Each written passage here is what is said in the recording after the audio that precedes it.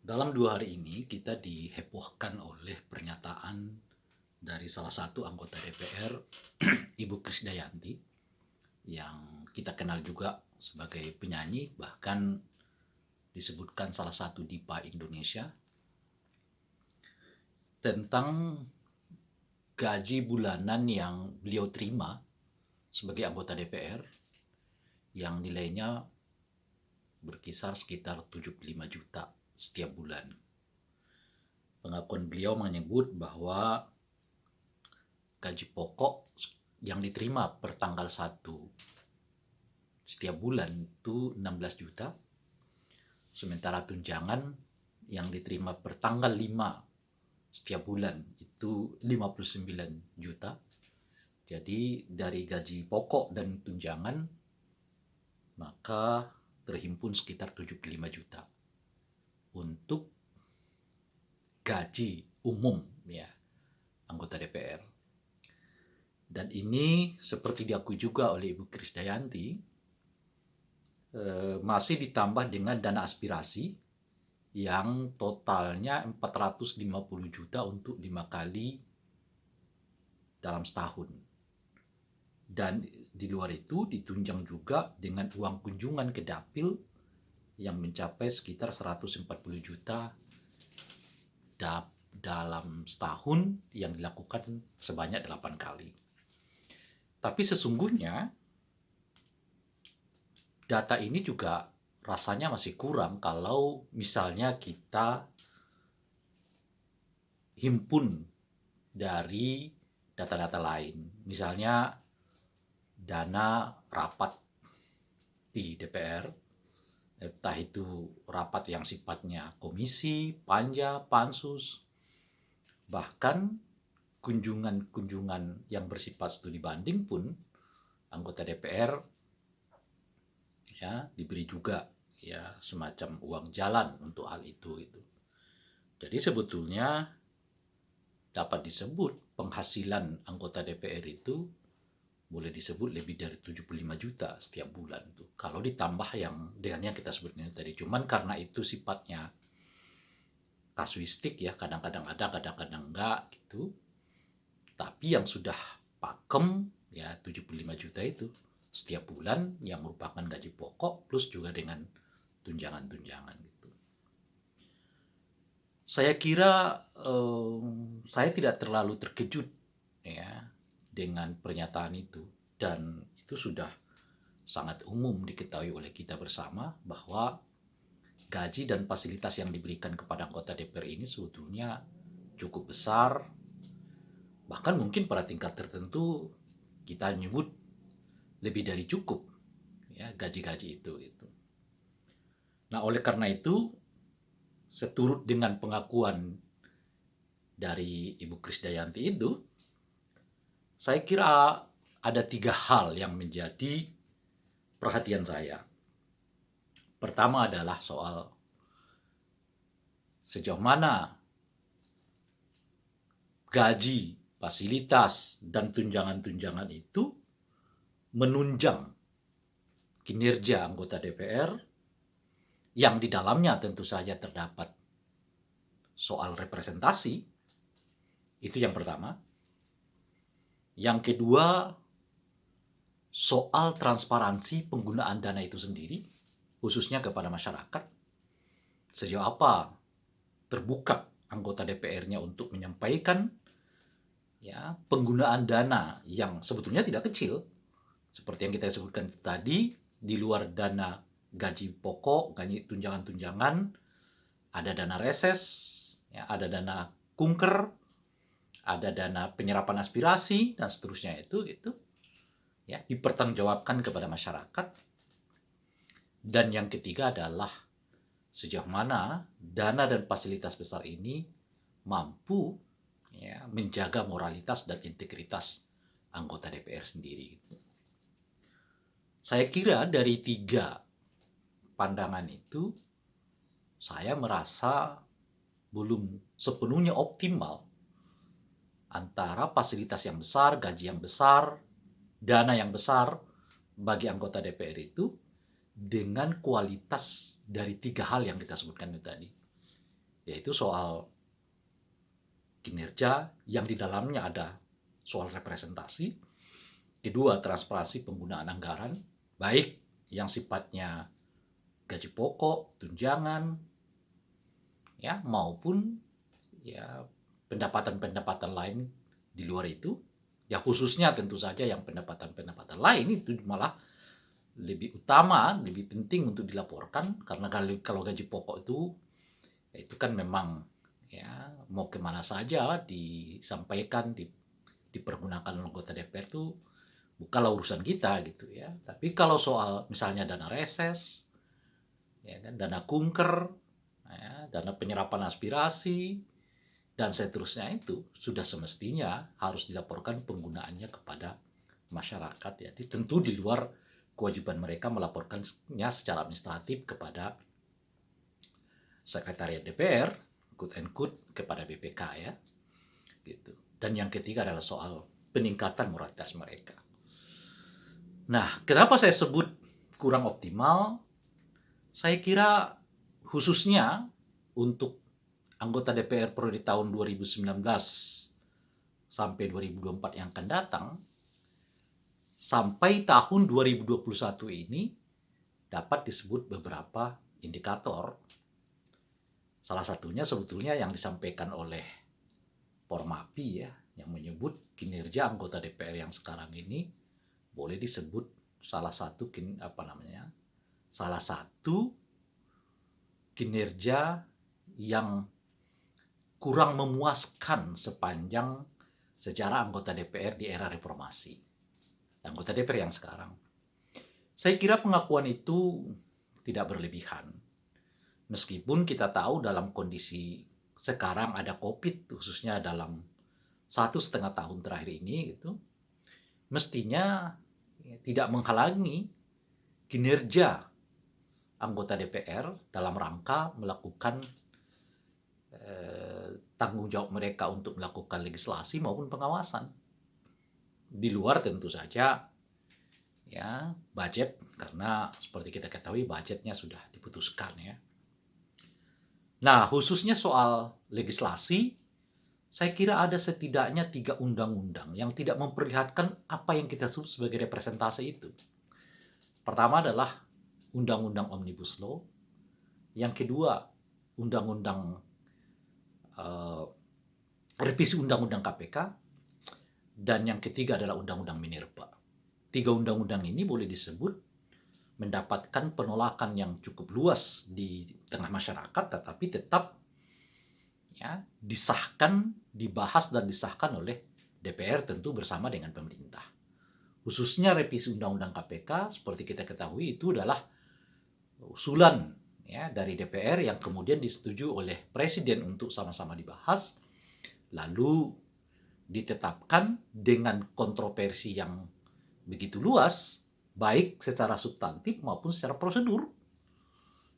Dan implikasinya sudah kita rasakan sekarang ini ya, apa yang kita sebut terjadi pelemahan gerakan anti korupsi ya cukup luas ya, itu terjadi, yang dimulai salah satunya adalah dengan menyingkirkan para pegawai KPK yang kita kenal tanpa kompromi ya, mahir, punya pengalaman luas, dan apa istilahnya itu ya, benar-benar memiliki sense terhadap gerakan anti korupsi ya. Setidaknya ada 56 orang itu yang dalam beberapa hari ke depan akan diberhentikan oleh KPK karena dianggap tidak lolos TWK gitu. Itu dimulai dari situ. Nah, di luar itu tentu saja adalah soal pengungkapan kasus-kasus. Salah satunya adalah yang mencari tahu di mana atau kita sebut saja menangkap yang menjadi DPO KPK seperti HM yang sampai sekarang belum ditemukan, dan menuntaskan kasus yang terkait misalnya dengan bansos, terkait dengan KKP ya, dan sebagainya. Itu salah satu dari aspek legalitas yang menunjukkan lemahnya representasi itu gitu ya. Nah, yang kedua soal pengawasan juga mengalami hal yang sama. Seperti kita ketahui, ya, khususnya di era COVID seperti sekarang ini, ya, kita tidak tahu apakah sebetulnya pengelolaan negara berlangsung sebagaimana mestinya gitu. Khususnya ya saya pribadi merasa bahwa lambannya kita melakukan proses vaksinasi itu yang sudah hampir lebih dari 7 bulan, tingkat partisipasi vaksinasi masih di bawah 50%. Tidak terbayangkan ya berapa bulan lagi yang kita butuhkan untuk menjadikan target 180 juta warga negara Indonesia yang divaksin itu dapat divaksin segera gitu. Dalam jangka 7 bulan, sudah lebih dari setengah tahun ya. Kita belum sampai ke angka 40%, masih di bawah 50%. Jadi itu lama sekali. Itu vaksin pertama. Belum lagi kita bicara vaksin kedua, gitu ya. Apalagi vaksin ketiga. Gitu. Nah itu saya tidak tahu sejauh apa anggota DPR melakukan pengawasan terus-menerus. Misalnya ya, mendorong agar ya, proses vaksinasi ini segera dilakukan secepat mungkin sehingga ya, kita kembali ke situasi yang jauh lebih baik dari yang kita alami hari-hari belakangan ini. Gitu.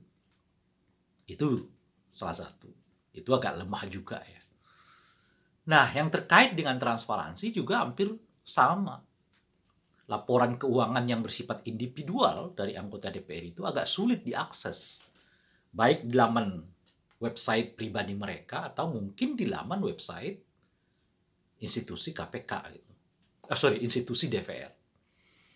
Bahkan kalau kita lacak, jangankan laporan yang bersifat pribadi anggota DPR terkait dengan penggunaan dana negara, bahkan penggunaan ya, keuangan anggota DPR, institusi DPR secara umum juga sulit untuk kita dapatkan datanya di website yang dimaksud. Gitu. Saya kira dalam hal ini ya, anggota DPR bisa sebetulnya mendesain sendiri, berupaya sendiri, menginisiatifi sendiri untuk membuat pelaporan penggunaan dana negara yang dilakukan secara pribadi. Apa yang dilakukan oleh mantan anggota DPR seperti dulu Ahok misalnya, saya kira perlu dan layak untuk terus dikencangkan, layak terus untuk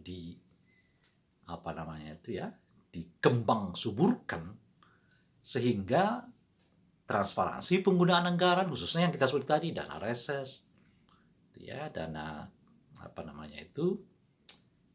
penyerapan aspirasi, ya dana kunker dan seterusnya itu betul-betul terlihat ya dipergunakan sebagaimana mestinya. Itu mestinya ada dan sayangnya sepanjang yang saya tahu relatif kita tidak secara umum malah kita tidak mendapatkan laporan-laporan yang bersifat ya pribadi itu kepada masyarakat gitu. Itu lemahnya transparansi penggunaan anggaran yang kita maksudkan itu tadi gitu. Nah, yang ketiga soal moralitas. Ini kaitannya tentu saja dengan sejauh apa dana berupa gaji, tunjangan maupun fasilitas yang lain yang diberikan oleh negara kepada anggota DPR itu mampu meningkatkan ya, moralitas dan integritas anggota DPR itu. Kalau kita mengingat beberapa kasus yang terjadi belakangan ini ya, beberapa anggota DPR dikaitkan dengan beberapa kasus baik yang terkait dengan korupsi maupun suap, maka kita juga merasa miris bahwa belum sepenuhnya peningkatan anggaran, ya, tunjangan yang besar, dan sebagainya itu dapat menghindarkan anggota DPR dari kemungkinan ya, melakukan tindakan yang tercela seperti suap, korupsi, dan sebagainya. Gitu. Nah, dengan tiga inilah saya merasa bahwa besaran gaji, ya, tunjangan, maupun dana-dana lain yang terkait dengan kinerja anggota DPR itu mestinya harus dilihat lebih dari cukup. Dan oleh karena itu, ya seperti kita ketahui, saya juga beberapa kali menolak ya, tambahan fasilitas lain di luar yang sudah ditentukan ini, mengingat tiga hal itu menurut saya belum terpenuhi secara semestinya gitu. Misalnya yang saya menolak penggunaan plat nomor khusus bagi mobil anggota DPR. Saya juga menolak soal dulu ada ide membangun atau membuat rumah sakit sendiri bagi anggota DPR yang positif COVID-19 gitu ya. Terakhir kita dengar misalnya pembelian multivitamin kepada anggota DPR ya, dan seterusnya itu. Nah, uang yang besar tentu dengan kinerja yang kita sebutkan itu tadi memperlihatkan kepada kita mestinya anggota DPR itu betul-betul menyadari bahwa mereka itu bukanlah wakil partai politik, bukan wakil praksi, tetapi mereka adalah wakil rakyat. Dan oleh karena itu ya mestinya mereka betul-betul berdiri membela kepentingan rakyat itu, sekalipun mungkin itu bisa berbeda dengan keputusan praksi. Ya, harus diterima konsekuensinya. Saya kira tidak masalah. Gitu. Karena di kita pun dengan kultur politik yang sebetulnya tidak jauh berbeda antara satu partai dengan partai yang lain, ya, memungkinkan bagi setiap individu anggota DPR itu untuk berdiri kokoh dalam pendiriannya yang sesuai ya amanah yang diberikan oleh konstituen mereka kepada mereka gitu. Nah, ini jangan ya seperti terlihat dalam beberapa tahun ini ya, khususnya anggota DPR 2019-2024 yang akan datang terlihat seperti hanya manut saja pada keputusan partai. Belum terlihat ada geliat yang memperlihatkan semacam sikap mereka yang boleh saja berbeda dengan kepentingan partai atau sikap partai, tetapi mereka dalam garis yang memperjuangkan apa yang menjadi suara rakyat secara menyeluruh itu. Apalagi ya anggota DPR yang sekarang sebetulnya banyak anak-anak muda ya, mestinya ya mereka ya, jauh lebih berani berbeda kalau itu demi kepentingan penyuaraan suara rakyat, bukan kepentingan yang lain ya. Titik tolaknya itu adalah suara rakyat. Jika yang mereka bela itu adalah suara rakyat, ya tentu mereka tidak perlu segan dan ragu-ragu untuk menyatakan berbeda dengan keputusan partai ataupun keputusan praksi gitu. Pertama, karena mereka jelas menerima begitu banyak fasilitas dan gaji dari uang negara yang itu tentu saja adalah uang rakyat yang mereka wakili. Dan yang kedua, ya, mereka masih muda. Dan yang ketiga tentu saja di atas seluruh kepentingan partai, kepentingan diri pribadi, kepentingan rakyat ya yang paling utama. Ini kira-kira pandangan saya terkait dengan isu, bukan isu sih, terkait dengan riuh rendahnya perbincangan mengenai gaji anggota DPR yang dipicu oleh pernyataan Ibu Krisdayanti, dan mudah-mudahan ini memberi perspektif bagi kita semua. Terima kasih. Assalamualaikum warahmatullahi wabarakatuh.